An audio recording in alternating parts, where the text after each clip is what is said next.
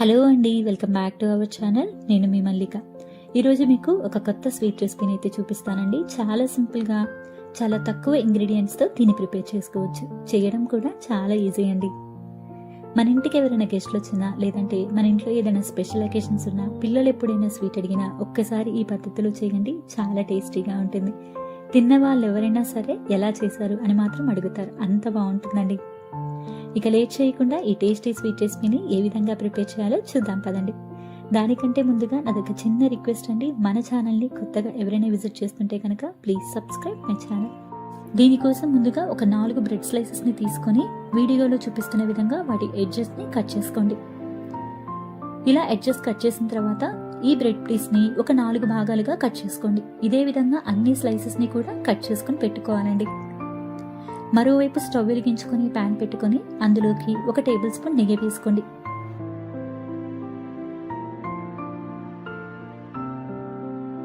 నెయ్యి కొంచెం వేడిన తర్వాత మనం కట్ చేసి పెట్టుకున్న బ్రెడ్ ముక్కల్ని ఒక్కొక్కటిగా దాని మీద వేసుకోండి.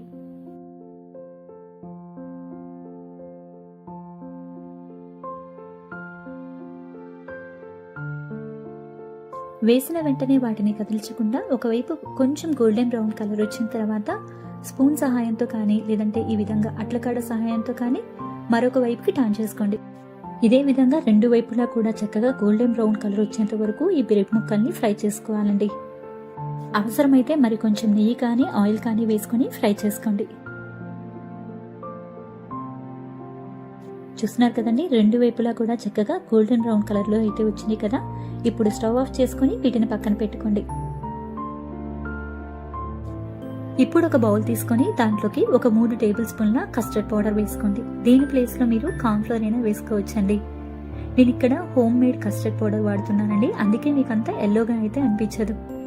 దీంట్లోకి ఒక 1/2 కప్పు పాలు పోసుకోండి.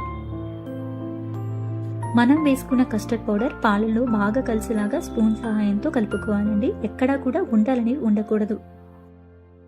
చూస్తున్నారు కదండి, ఈ విధంగా అయితే ఉండాలి. ఇప్పుడు దీన్ని పక్కన పెట్టుకోండి. మరోవైపు స్టవ్ వెలిగించుకొని ప్యాన్ పెట్టుకొని దాంట్లోకి 1.5 కప్పు పాలు పోసుకోండి.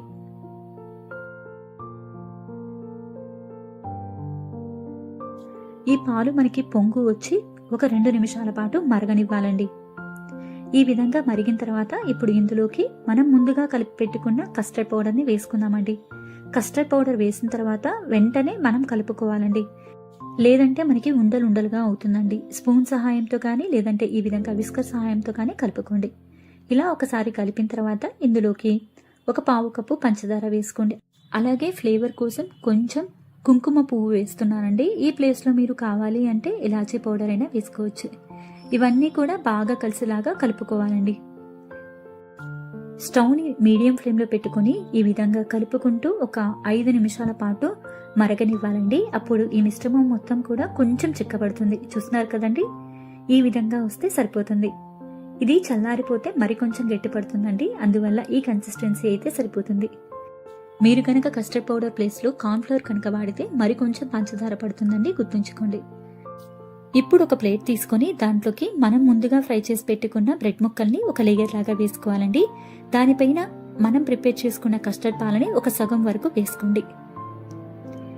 దీనిపైన మనం ఫ్రై చేసి పెట్టుకున్న బ్రెడ్ ముక్కల్ని మరోసారి వేసుకోండి. పైనుంచి మరొక సగం కస్టర్డ్ పాలను పోసుకోండి. ఆ పైన మీకు నచ్చిన డ్రై ఫ్రూట్స్తో గార్నిష్ చేసుకోండి. అంతేనండి, ఎంతో టేస్టీగా ఉంటే స్వీట్ రెడీ అయిపోయింది. చాలా బాగుంటుందండి ఈ బ్రెడ్ కస్టర్డ్ స్వీట్. సూపర్ టేస్టీగా ఉంటుందండి. చాలా సింపుల్గా కూడా దీన్ని ప్రిపేర్ చేసుకోవచ్చు. మీరు కూడా ఒక్కసారి ఈ టేస్టీ స్వీట్ని మీ ఇంట్లో ట్రై చేసి ఎలా వచ్చిందో కామెంట్ చేయండి. అలాగే మీకు కనుక ఈ రెసిపీ నచ్చినట్టయితే మీ ఫ్రెండ్స్ అండ్ ఫ్యామిలీకి షేర్ చేయండి. మన ఛానల్ని సబ్స్క్రైబ్ చేసుకోండి. Thank you all for watching.